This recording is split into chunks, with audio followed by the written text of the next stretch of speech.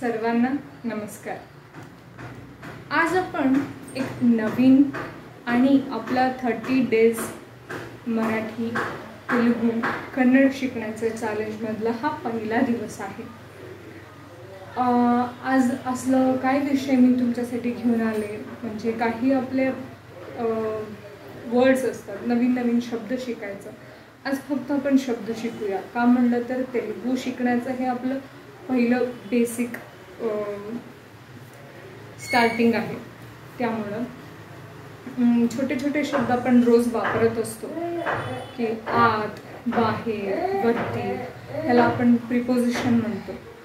तर ह्या शब्दांना आपण तेलुगूमध्ये कसं वापरायचं हे मी तुम्हाला शिकवणार आहे।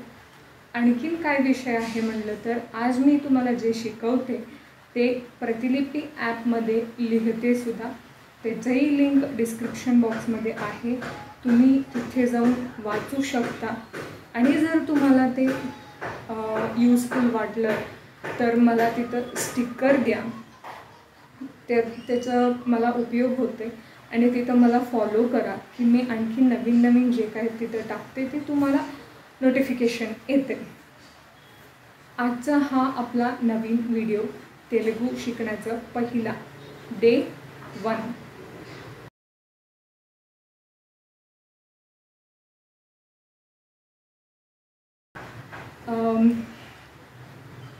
आत, आपण आतमध्ये आत म्हणतो तर ह्याला तेलुगूमध्ये काय म्हणतात? लोपलिकी। लोपलिकी, आत म्हणजे लोपलिकी। बाहेर, बाहेर म्हणजे बैठकी। बैठकी, आपल्या मराठीत बैठक म्हणजे वेगळं, मीटिंग वगैरे असं अर्थ होतोय, पण तेलुगूमध्ये बैठकी म्हणजे बाहेर, आत म्हणजे लोपलिकी, बैठकी म्हणजे बाहेर।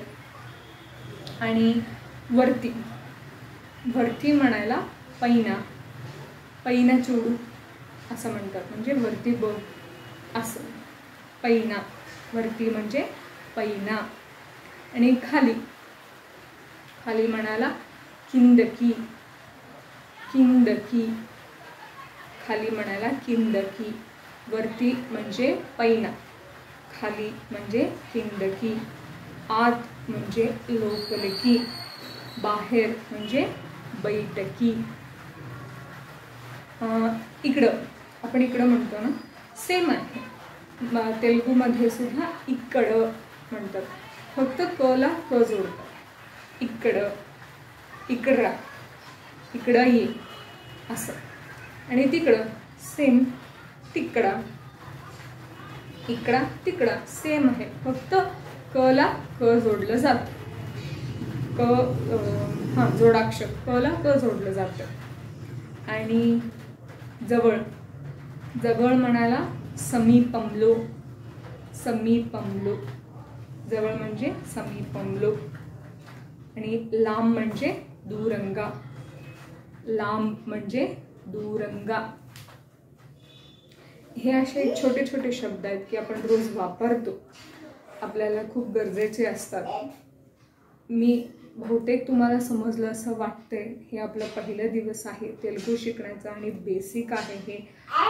जर कळलं नसलं तर परत आणि एकदा व्हिडिओ पहा, पूर्णप्रमाणे मी शिकवणार आहे। 30 डेज चॅलेंज आहे हे आपल्याला। रोज एक नवीन व्हिडिओ मी तुमच्यासाठी घेऊन येते।